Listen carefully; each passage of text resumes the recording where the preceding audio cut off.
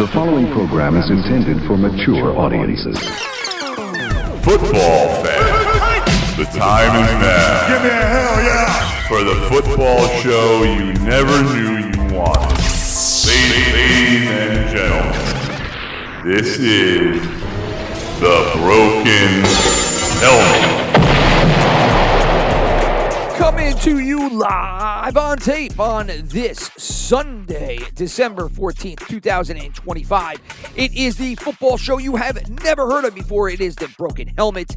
I, Rich Eggy, am here behind the wheel, and to get in touch with the show, you can reach us at brokenhelmetshow@gmail.com or at Broken Helmet Pod on X. So we have arrived at week 15 of the NFL season. Just a couple of weeks left before we enter the postseason, which means a couple of more weeks left of 14, 15, 16 games. Well, it'll be 16 from here on out because we're finally done with all of the buys. So we'll get 16 games each week to try to increase our bankroll, which for me has been a struggle all year long and literally has just been a figurative dump of my cash into the toilet, into the sewage system, and out the door. Well, it wouldn't be out the door, right? It would be down through the pipes and then out in the sewer system again, I guess. If the analogy was to stick from beginning to end, it's duty, kind of like the John Cena final match. Although I know a lot of people out there, pundits have been saying how it was such a perfect ending to the John Cena career. I'll be honest, I didn't like it. I understand he's been jobbing the whole end here, trying to put people over, and how it's, that's his career. And then he tapped out because he was, it was to symbolize he just couldn't do it anymore. His body had given out and all that kind of stuff. But let me tell you something. If you were one of the many millions of people that paid money to go see that last night, and there obviously wasn't millions. It was probably about 15 to 20,000, however many people could fit in that arena. And you just paid astronomical amounts of money to go see that final match. And that's what you're left with. And the viewers are at home. The viewers at home are in this. They didn't pay the money, but they invested the time. And I guess if you want to say they financially invested in Peacock to see this, you're sitting there and you're like, really? Like, really? Like, I get it. I get he's had thousands and thousands and thousands of moments that you would have seen along the way. And you don't need to see a moment here, right? But you can still do it. There's nothing wrong with having him go out on a win or do something with the ending of the match where he gets some fitting crowd-popping moment, right? So, yeah, he taps out, but then something happens and Gunther stays in the ring and, he turns around and ends with a pop and they play his music or whatever it might be. But, the geniuses that book the WWE currently, Triple H specifically, they did not want to go in that direction. I am sure that Cena probably wrote most of this or guided most of it. I guess that would be after the whole Rock disaster. But again, I just thought that it did not provide to the audience what they had paid for or been expecting. And it's not that he owed anything to anybody. He's put in 25 years in the ring. So it was just disappointing because you would like to have seen a nice, energetic ending to Cena's in-ring career. But, and then they came out and they gave him the belts and, and then he did his whole walk-off and fine. But anyway, like I said, my bankroll has been very analogous to the John Cena match last night, if you thought it was terrible, because my bankroll has been awful. My brother did not do good last week either, but he is still positive on the year. So we have a couple of more weeks, like I was saying, of 16-game weeks to give us the opportunity to try to elevate that bankroll number. For me, I'm going to be negative on the year. I really upset because after having a fantastic last year and some good years prior, I kind of went back to my habits and my results from years past. So you would think that along the line you would get better at this, but it is a hard game to play, that of the NFL gambling ecosystem or whatever you want to call it. I don't know. I'm vamping for no reason. I should just get into it. So, short show. Couldn't get together with Chris. I've got all of his picks here. So let's just review where we're at right now. And for that, I will bring up this, our little exhibit that we have been showing week in and week out. And I actually, listening to my brother, I have changed it. So you will see now we are at week 14 wagered instead of week 3, which I had up there for God knows how long. But we started the season with 10,000. We made long season bets. I've got 1,750 open. He's got 1,000.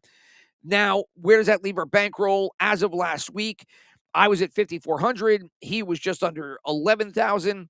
We put our money in. He collected nothing. I collected 122. And so at the end of week 14, my bankroll was at 4,622, and Chris's is just under 10,000 at 9,710. He's got a positive return so far of just under 8%, and I have a negative bankroll per profit margin of minus 43%. Let's say minus 44. I can round it up. My football number. I love it. Look at that. It's just so fitting. I would rather it be a green 44, but it's 44 nonetheless. So I'll just have to take it and enjoy the fact that it's 44, even though it is negative. So that is where we have left off in terms of Survivor. We both picked Cleveland last week. That was a loser. So my brothers had now 3 losers on the year, the Green Bay tie from early on, and then the past 2 weeks with Philadelphia and Cleveland. I was good all the way up until I got fancy with it, and I went Carolina. I lost that game. That was, 4 weeks ago now. And then I was good all the way up again until I got fancy with it last week and decided Shitter Sanders at home, and they're going to beat up on the shitty Titans. And then, sure enough, that was not the way that it went. It actually wasn't just an outright, as the Titans really gave it to Shador at home there. So that's where we are with our gambling. Let's look at the schedule for this week in regard to the playoff teams, the wild card contestants, et cetera, et cetera. AFC up top, NFC down below. For the most part, the Steelers have that 1-game lead against the Ravens. That was a big win last week. And so now they have the Dolphins at home. The Ravens have the Bengals away. If you look at their schedule, I definitely think the Ravens now are riding shotgun as the Steelers have the control. They have the Dolphins and the Browns, which I guess would be 2 of the lesser teams. They do have a game at the Lions, which is tough, and then they have that final game against the Ravens at home. Meanwhile, the Ravens have the Bengals, which is going to be tough. Then they got the Packers and the Patriots. So a much more difficult schedule for Baltimore here closing out the season. Then you go to the AFC South. Jags and Texans seem to be now the 2 in contention there, as the Colts losing Daniel Jones. And then look at that schedule. It's brutal. At Seahawks today, 49ers, Jags, at Texans. I mean, it's just murderer's row. They bring in Phillip Rivers. It's like, did I just say murderer's row for that schedule? Whatever. You know what I mean? They bring in Phillip Rivers. He's going to start today, which is drawn many negative comments out of social media. But what do you think they were going to do? I mean, they'll probably start Rivers for the next 2 games and then just call it quits if it's just double L's. I don't think he's going to finish out the last 4 games of the season if they lose. I think it is a, throwing shit at the wall and just seeing if we might be able to stay in contention here for the next 2 weeks. So the Colts are probably on the outside looking in. Jags and Texans here will ride it out to the end and see who can win that division. The Jags have the Jets today. The Texans have the Cardinals, both of those games at home. So you figure 2 wins there, and then what are you looking at the rest of the season? Jags have the Titans at the end. The Texans have the Raiders next week, so those are 2 easy games. And then the Jags have at Broncos, at Colts. Texans have at Chargers, home versus Colts. So I don't know. It's going to be pretty tough. It'll be interesting to see what happens in the South. East, big game today. The Pats have the 2-game lead, but they have a head-to-head today. After that, both of their schedules look pretty easy. If the Bills win today and they go to 10-3, and the Pats go to 11-3, or I'm sorry, 10-4, and the Pats drop to 11-3, I still think that the Pats are in control here with that 1-game lead. Even though the Bills, you got Browns, Eagles, Jets. You figure the Browns and the Jets are pretty easy, but the Pats have the Jets, Dolphins, and the Ravens.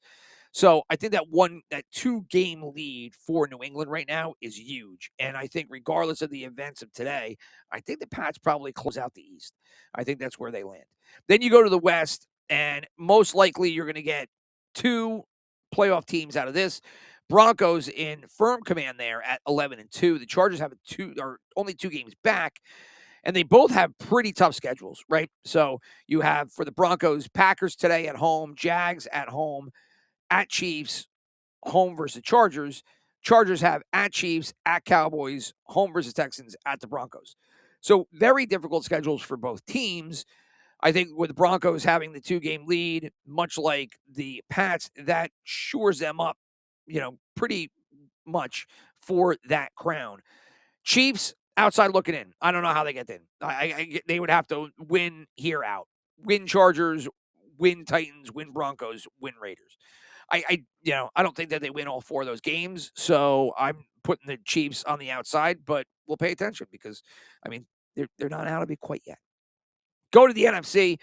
The North is a mess, but I think that this probably lands Packers. We'll have to see.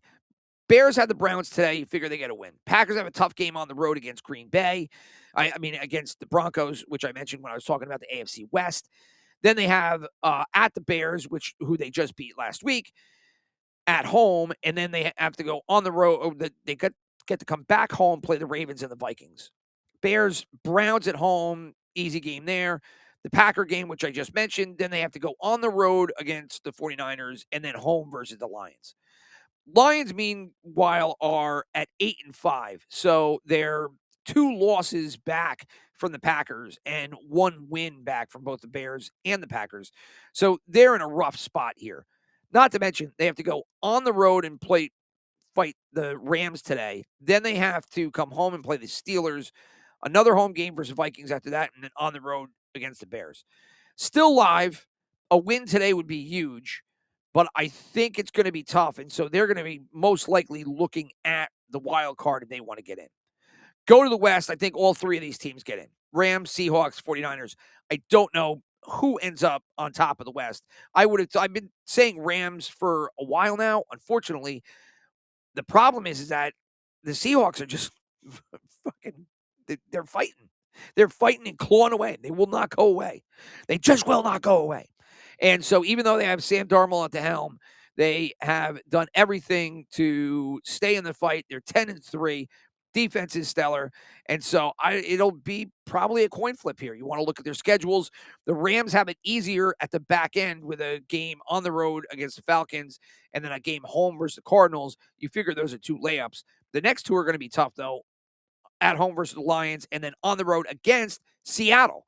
So that Seattle game will be big. Now, meanwhile, the Seahawks have the Colts at home today. Then they have the Rams that I just mentioned. They have to go on the road and fight the Panthers. Panthers better at home than on the road, so that might be a game. And then they got to go on the road and face the 49ers.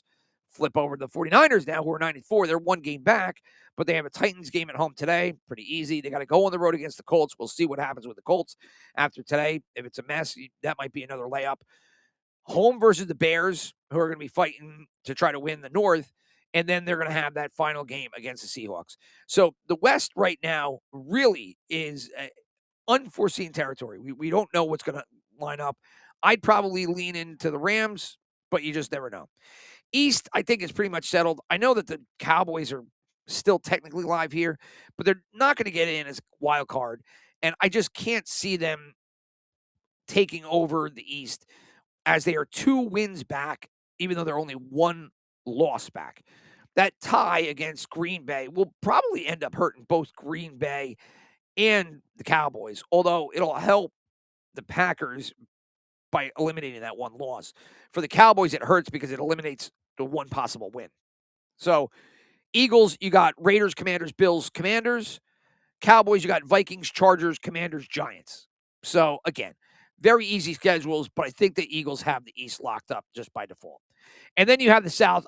Look, the Bucks, screw the Bucks, because the Bucks last week screwed me, as my heaviest bet of the week was my Seattle, Denver, Tampa Bay teaser. And then Tampa Bay goes on and loses at home to the Saints. Not only that, I am a glutton for punishment. So I, in my personal account, bet on Tampa Bay again this week. Whoa! Yes, because I've said it before. I'll say it again. Because I'm fucking stupid. You are a stupid asshole. That's exactly what he is. I just bash Todd Bowles annually, and then I turn around and I pick him in these past two spots. And they blow both of them at home to what I would say would be lesser teams. And a 3rd and 28. A 3rd and 28. I, too, like Mike Evans, would have been walking down the fucking hallway, slamming my helmet and just saying out loud, 3rd and 28. 3rd and 28. What are we doing here? This can't be happening. It is. It did. And so my bet went right into Detroit. With all my past bets that have crushed me this year. It's just. God damn it, Leroy. Enough. So anyway, so Tampa Bay crushed me last week. They lose again on Thursday night to the Falcons. And so now the Panthers, if they win today, are on top of the NFC South. Go figure. The Panthers, another team that I have shit on continually. So again, those two teams will play each other twice in the next 4 weeks. So we're not going to know until they play those games what the hell happens. Panthers do have probably the tougher road because they have that one home game, but it's against Seattle, who's going to be in the thick of things like we just talked about. So they're going to be playing a pretty good Seahawk team. Meanwhile, the comparable game for the Buccaneers would end up being away at the Dolphins. So would I take the Seahawks at home, or would I rather be on the road in Miami? I'd be rather on the road against Miami. So one up for the Bucs, but really with 2 games in the next 4 weeks, 3 weeks if you want to ex-nay this week, it really is just going to come down to the head-to-heads. So, and that is where we are with the league. So, like I said, abbreviated show here with my brother not here. Let's just, we'll look back last week. I gave the update on the gambling. Super contest picks, I was 1-4. Chris was 3-2. We both lost Survivor, like I mentioned. We both lost our best bets, and our bets otherwise were terrible, right? Our best bets and our actual bets were awful. Now, this week, here we go. We'll start with the 1 o'clock games. I will run down all of these real quick, and then I will give you our wagers and then be out. Jaguars are hosting the Jets, 13.5 points is the spread, over under 41.5. It is a trifecta game. Everybody here in on Jacksonville. I took Jacksonville, obviously, with a trifecta. It makes my stomach a little queasy, but no matter. I'm sticking with the Jets, with the Jaguars here. My brother is going to take the Jets. Going over to Houston, we got Houston taking on the Cardinals. This game is 9.5. I saw it at 10.5 as well. It is another trifecta game. Everybody in on the Texans. My brother and I are also picking Houston over under there, 42.5. Bills Patriots. This game in New England, and oddly enough, it is the Bills favored. They were favored by 1.5, and the prices went up. The Bills are now favored by 2.5. All these lines brought to you by DraftKings. Well, not brought to you by, but quoted from FanDuel Network, not DraftKings. I said DraftKings. I meant FanDuel. All the gambling stats that I might provide are from the Action Network app, but the lines themselves are from FanDuel. And I pulled them. We have no affiliation. Like I said, Bills were 1.5 point favorites, now 2.5 point favorites. They are also a trifecta, and not the Bills, but the Patriots. So I have really botched this whole game up. So Bills, Patriots, Bills favored on the road by 2.5, 49.5 is the over-under, so they're expecting points in this one. And it's a trifecta. Everybody in on the Patriots, as am I. I took the Patriots in this one. It'll also be my best bet of the week. My brother, meanwhile, is going to be in on Buffalo. Chiefs Chargers. Chiefs favored by 5.5. Sharps in on the Chiefs. Everybody else in on the Chargers quite a bit. 72% of the tickets, 68% of the money pool. 41.5 is the over-under. Give my brother and I both the Chargers. I just think it's too many points. I think the Chiefs probably win this out, although every time I say that, they lose. But I just think 5.5 might be too many points. So we're both in on the Chargers there. Philadelphia, like I mentioned, has an easy schedule here on out. This is one of those easy games. Taking on the Raiders, they're 11.5 point favorites at home. 38.5 is the over-under. Sharps are going to come in on the Raiders and that high point total, but my brother and I will both be in on Philadelphia. Ravens on the road taking on the Bengals. Ravens are a road favorite here, oddly enough, even though the Bengals have been scrappy here in parts of the year, have gotten better, I guess, in the recent past, even though they do not have the results to prove it. But the Ravens have done nothing in my eyes that I would think that they would have been a road favorite here. But here they are. 2.5 point road favorites over the Bengals. 50.5 is the over-under. Sharps in on the Baltimore. Everybody else in on the Bengals, as are my brother and I. Giants hosting the Commanders. Jackson Dart at home is a 2.5 point favorite. 46.5 is the over-under. Trifecta game here. Everybody in on the Giants. Give me the Giants as well in 2.5. My brother's going to end up taking Washington. Chicago taking on Cleveland. Shador, after he tanks at home against the Titans, and now has to go on the road against the Chicago Bears, who are favored by 7.5 in this one. Sharps don't have a lean. Everybody else in on the Browns, oddly enough. Over-under is a paltry 38.5. Me and my brother will both take Chicago on this one. Shador screwed me. I was going to make the Bears my best bet, and then I didn't, because I said, 7.5 points for the Bears. The defense kind of stinks, but I think they should be able to roll in this one. So again, Eggy Boys in on Chicago.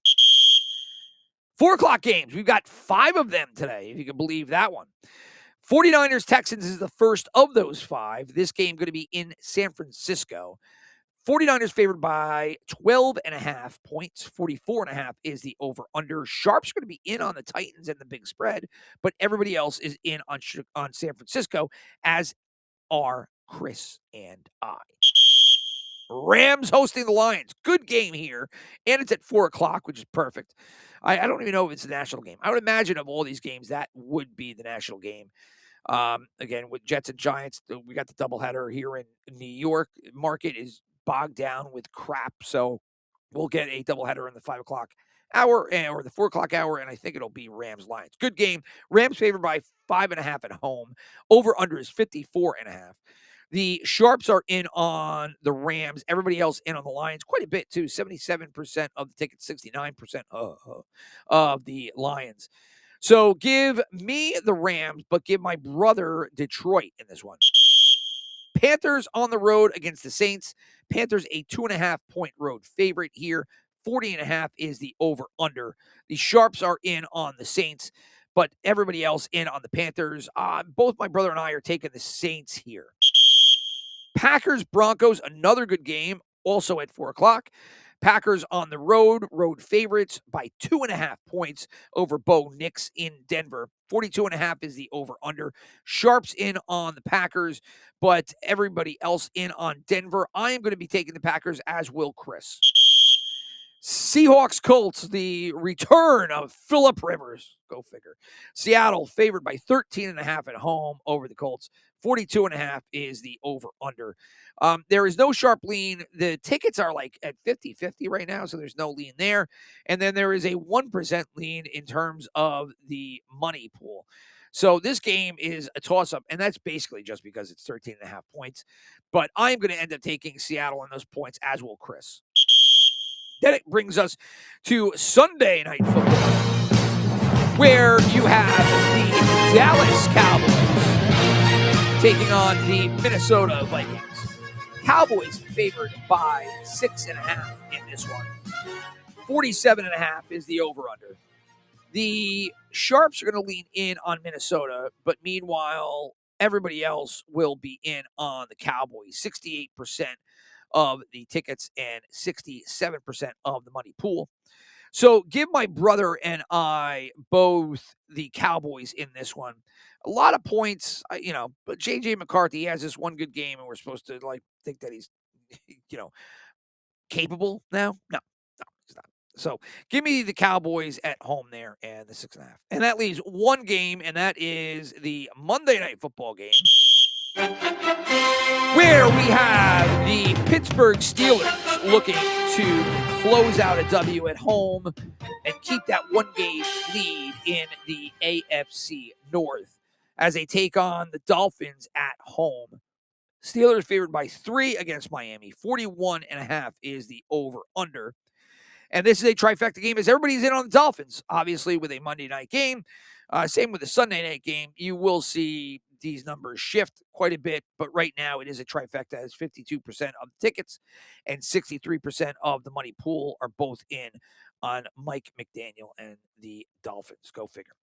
Chris will take the Dolphins. I will end up taking the Steelers, and those are our picks for the week.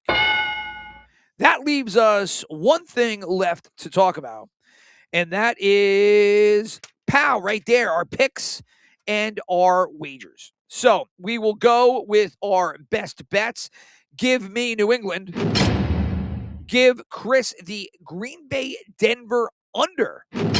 So Chris is flipped, and now he is doing over and unders. He did get last week's. I marked off. I'm like, oh, yeah, you're going to take the under on the Kansas City Texans game. You're going to take the under. I thought Mr. Smarty Pants, I was going to be wiping his nose in it, and it clocked in. Good for him. So he's now going to try that again with his best bet as he picked Green Bay and the Denver under. Survivor, it doesn't matter anymore, but I ended up taking I'll take Philadelphia. I'm not taking them yet. Chris didn't send one in here, so I don't know what he would do, but it doesn't matter because we're both out of it by this point.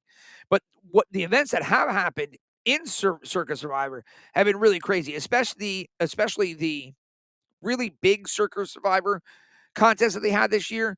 And I heard them talking about it on VSiN with whoever managed it, some kind of executive. But I guess they had 6 guys in it or 5 guys left in it come to the Thanksgiving Day games. And then, all the favorites won. And I guess everybody picked the favorites. And so they ended up splitting that. That was a couple of weeks ago now, obviously. But but regular Survivor, I forget who's in it. But whatever. Philadelphia for me, I haven't used them. And my brother, again, he didn't give anything. So brings us to our super contest picks. I will be taking New England, who is my best bet. Then give me the Giants. Give me the Rams, Dallas, and then Pittsburgh.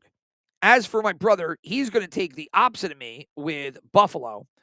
He's then going to take Chicago, Houston, Cincinnati, and the Chargers. So those are our super contests for this week. And then that leaves us with our wagers. So let's go. Here we go.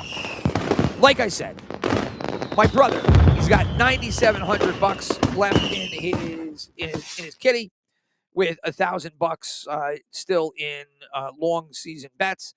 I have 4,600 in mine with about, I don't know, 1,750 in long season bets. So he is throttling me for the 2025 season.